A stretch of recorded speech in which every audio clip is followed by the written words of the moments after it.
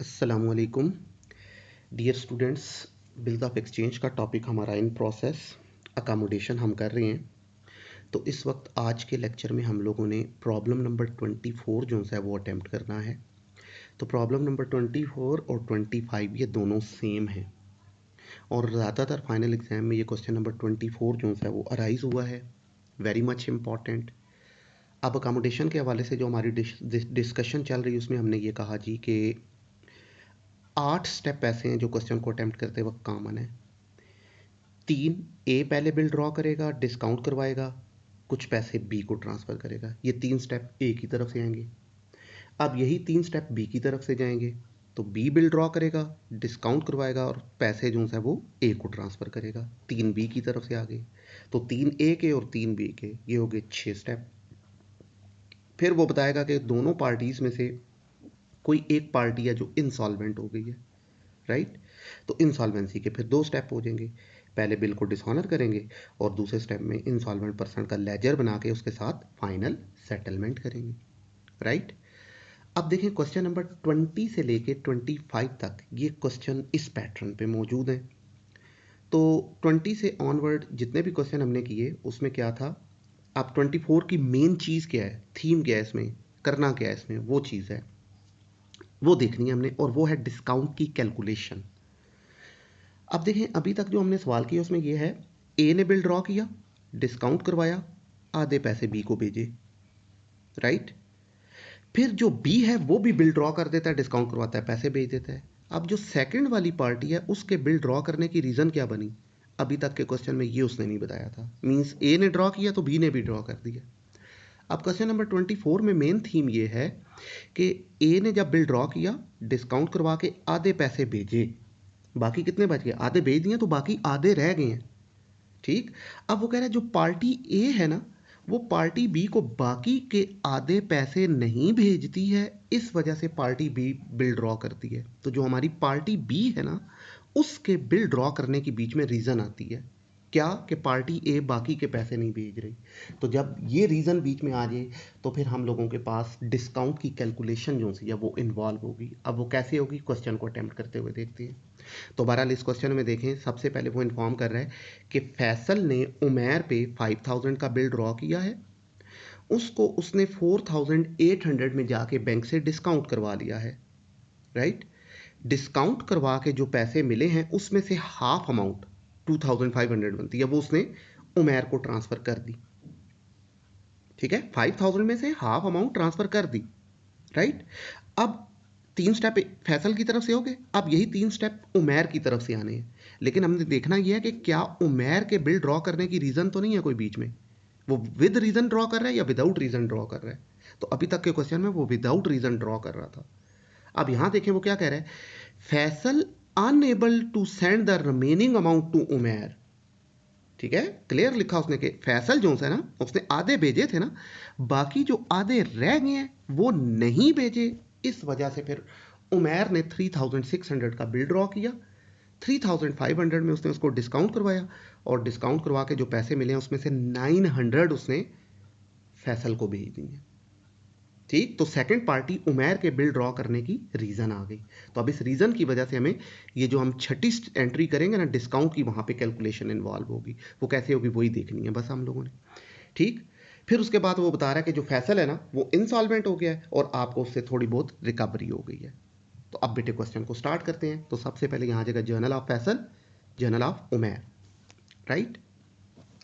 तो सबसे पहले फैसल ने बिल ड्रॉ किया है तो फैसल अपनी बुक में बिल रिसीवेबल को डेबिट करेगा और उमैर अपनी बुक में बिल पेएबल को क्रेडिट करेगा।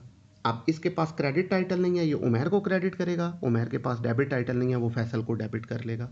अमाउंट आ जाएगी 5000 एंड 5000। तो यहाँ एंट्री हो जाएगी बिल रिसीवेबल टू उमैर और यहाँ हो जाएगी फैसल टू बिल पेएबल 5000। अब नेक्स्ट बिल ड्रॉ और एक्सेप्ट होने के बाद कहाँ गया वो बता रहा है, इसको उसने डिस्काउंट करवा लिया तो क्या एंट्री हो जाएगी bank account debit, discount account debit और बिल रिसीवेबल अकाउंट क्रेडिट। 5000 से बिल रिसीवेबल क्रेडिट हो जाएगा, 4800 बैंक में चला गया, बाकी 200 डिस्काउंट हो गया। ड्राई जो उमैर है वो इसको रिकॉर्ड नहीं करेगा कि उसका इससे कोई ताल्लुक नहीं है। अब डिस्काउंट करवा के ये जो पैसे इसको मिले हैं वो कह रहा है इसमें से हाफ अमाउंट इसने उमैर को ट्रांसफ़र की है। तो अब बैंक और डिस्काउंट दोनों हाफ हाफ अमाउंट से क्रेडिट हो जाएंगे और उमैर जो है वो डेबिट हो जाएगा इसकी बुक में। अब यही अमाउंट इसने रिसीव की है तो ये बैंक और डिस्काउंट को डेबिट कर देगा और फैसल को क्रेडिट कर देगा।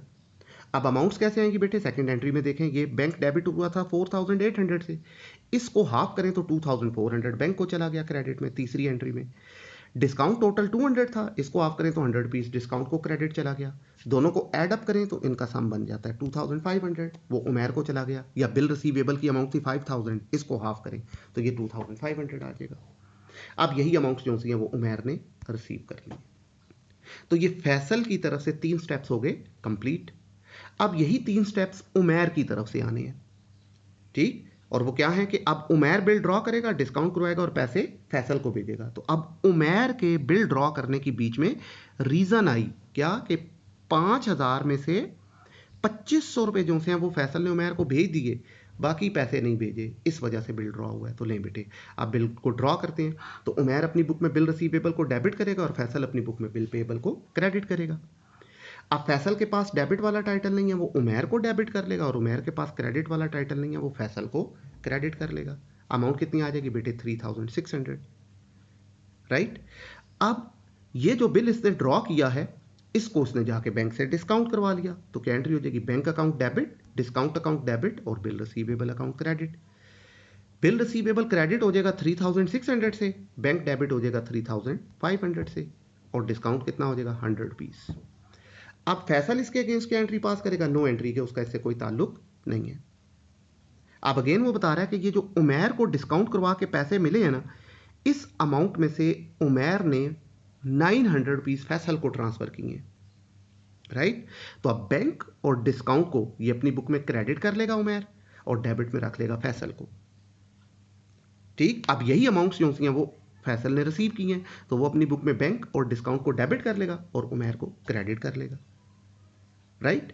अब देखिए बेटे, अमाउंट तो उसने बताई है 900। अब डिस्काउंट की वैल्यू यहां पे कैलकुलेट होगी हाफ अमाउंट ना सेंड करने की वजह से, ठीक है ना। यहां पर ये इस क्वेश्चन में ये ट्विस्ट है, ये मेन थीम है कि यहां पे आपने डिस्काउंट को कैलकुलेट करना है, क्योंकि अभी तक जितने क्वेश्चन किए थे उसमें वो कहता था हाफ अमाउंट भेज दी तो डिस्काउंट भी हाफ हो जाता था। यहां उसने ऐसा जिक्र नहीं किया, तो फिर अब हम लोग क्या करेंगे, डिस्काउंट को कैलकुलेट करेंगे। अब डिस्काउंट की कैलकुलेशन जरा देखिएगा अब आप लोग बेटे, ये रही कैलकुलेशन ऑफ डिस्काउंट, राइट। तो अब यहां लिखेंगे सबसे पहले amount not send to Umair, कि वो कितने पैसे हैं जो हमने उमैर को नहीं भेजे थे फैसल ने, वो थे 2500। 5000 में से 2500 भेज दिए थे तो बाकी 2500 रह गए थे, तो ये कहलाएगी amount not send to Umair, right, 2500। अब इसमें ऐड कर दें आपने उमैर से जितनी अमाउंट मजीद रिसीव की है, तो यहां लिखें add amount receive from Umair. तो अब हमने मजीद कितने रिसीव किए हैं, 900, ठीक है। तो टोटल कितने पैसे हो जाएंगे, 2500 प्लस 900 मिलके हो जाएगा 3400। तो जो डिस्काउंट है ना वो 3400 से रिलेटेड कैलकुलेट होगी। अब डिस्काउंट की वैल्यू आएगी कैसे, देखें बेटे, यहां से एंट्री से करना है हम लोगों ने। ये देखें, ये थी ना एंट्री डिस्काउंट की, ये रही, बैंक में 3500 थे और डिस्काउंट 100 था, इन अमाउंट्स ने शेयर होना है। अगर वो हाफ हाफ का जिक्र करता तो 100 को भी हाफ कर लेते, 3500 को भी हम हाफ कर लेते, ठीक है, तो वो चली जाती फैसल को। लेकिन अब हाफ की बात नहीं की, उसने अमाउंट बताई है 900। तो अब कैसे कैलकुलेट करेंगे फिर बेटे, ये जो आपकी डिस्काउंट की वैल्यू है ना 100 पीस, इसको आप रखेंगे ऊपर, ठीक है। इसको डिवाइड कर दें जितनी टोटल अमाउंट रिसीव हुई है डिस्काउंट करवा के, वो थी 3500, तो मीन्स 100 का डिस्काउंट ऊपर divided by total amount receive 3500, और फिर इसको आप मल्टीप्लाई कर देंगे ये जो अमाउंट आपने अभी यहां पर कैलकुलेट की है, ये 3400। तो अब यहाँ पे आ जाएगा डिस्काउंट कैसे आया, so discount is equals to 100 piece का discount divided by 3500 multiplied by calculated amount 3400, तो ये आ गया बेटे 97 रुपीज। तो 97 रुपीज का आप लोगों का डिस्काउंट हो गया, ठीक है। तो ये डिस्काउंट कैलकुलेट जो किया आपने, अब इसको आप इस एंट्री में यहां पर पुट कर दें जी, ये आ गई 997 रुपीज, ठीक है, डिस्काउंट के सामने। तो अब 900 बैंक के सामने था, 97 डिस्काउंट के सामने है, तो मिला के टोटल कितना हो जाएगा 997। अब यही अमाउंट जो सी है वो फैसल ने रिसीव कर ली। बस बेटे ये इस क्वेश्चन का वेरिएशन था, एक्स्ट्रा एंट्री कोई नहीं होगी, ठीक। अब वो क्या बता रहा है कि फैसल जो सा है वो हो गया है इंसॉल्वेंट। तो अब इंसॉल्वेंसी को हम हमेशा कितने स्टेप में अटेम्प्ट करते हैं, 2 स्टेप।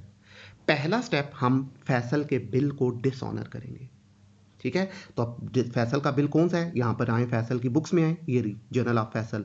तो अब 2 एंट्रीज हैं जिसमें बिल बने थे, एक पहली एंट्री और एक 4th एंट्री। तो अब एक बिल 5000 का है और एक बिल 3600 का है। तो क्वेश्चन इस कौन से वाले बिल को डिसऑनर करें। तो अब आप इन पहली और चौथी एंट्री में देखें कहाँ पे आपने बिल पेएबल लिखा हुआ है, किस एंट्री में बिल पेएबल है, ये 4th में। तो इस बिल को डिसऑनर करना है, 3600 वाले बिल को। तो अब डिसऑनर वाली एंट्री क्या हो जाएगी वो देखिएगा आप लोग बेटे।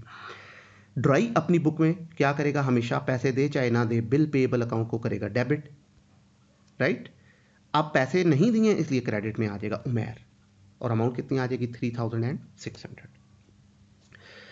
उमेर जो सा वो बिल का ड्रॉर था, तो ड्रॉर हमेशा अपनी बुक में ड्राई फैसल को करेगा डेबिट डिसऑनर की सिचुएशन में, और क्रेडिट किसे करेगा, बिल के होल्डर को। तो बिल कहाँ था, डिस्काउंट हुआ था बैंक के पास है, इसलिए क्रेडिट में आ जाएगा bank 3600। This is first step of insolvency. अब ये जो हमारा सेकंड स्टेप ऑफ इंसॉल्वेंसी है, इसमें हम लोग क्या करेंगे, ये जो पर्सन इंसॉल्वेंट हुआ है फैसल, हम इसका लेजर बनाएंगे।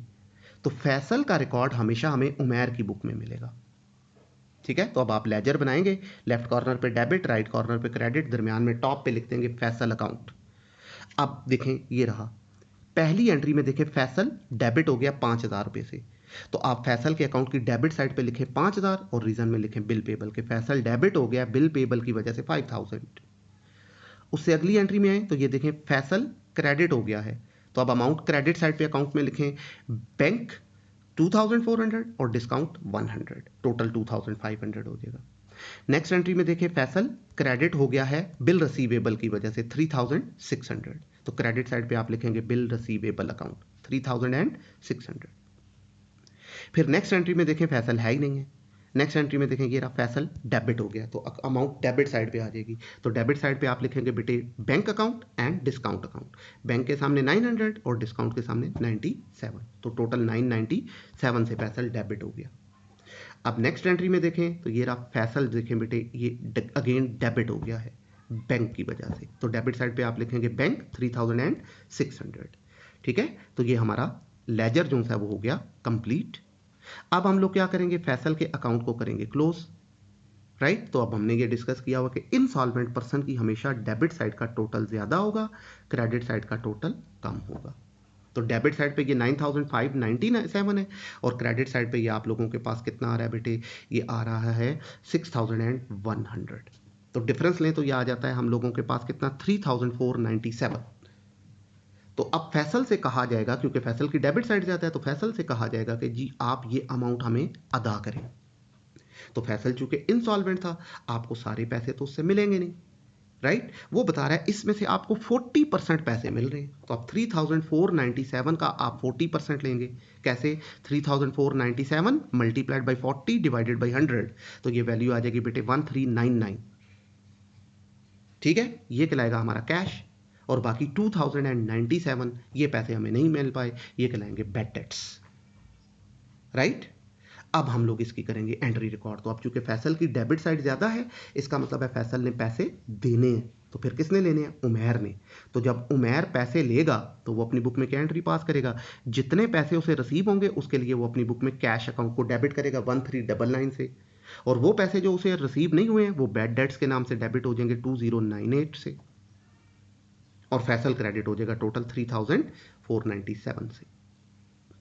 अब यही अमाउंट्स उमेर फैसल ने जो है वो पे की हैं, तो जब फैसल पेमेंट करेगा तो क्या एंट्री पास करेगा, अपनी बुक में वो उमेर को डेबिट करेगा, जो पैसे इसने दे दिए उसके लिए ये अपनी बुक में कैश अकाउंट को क्रेडिट करेगा 1399 से, और वो पैसे जो ये अदा नहीं कर सका, पे नहीं कर सका, वो इसकी डेफिशिएंसी रही, कमी रही, तो डेफिशिएंसी क्रेडिट हो जाएगी 2098 से, ठीक है बेटे। तो ये था हमारा क्वेश्चन नंबर कौन सा 24। अब सेम आप लोगों का क्वेश्चन नंबर 25 है, वो अब आप लोग बेटे खुद अटेम्प्ट कर लेंगे। तो इसके साथ ही ये चैप्टर जो है बिल्स ऑफ एक्सचेंज का, ये हमारा वाइंड अप हो गया। ये इसका आज आखिरी लेक्चर था।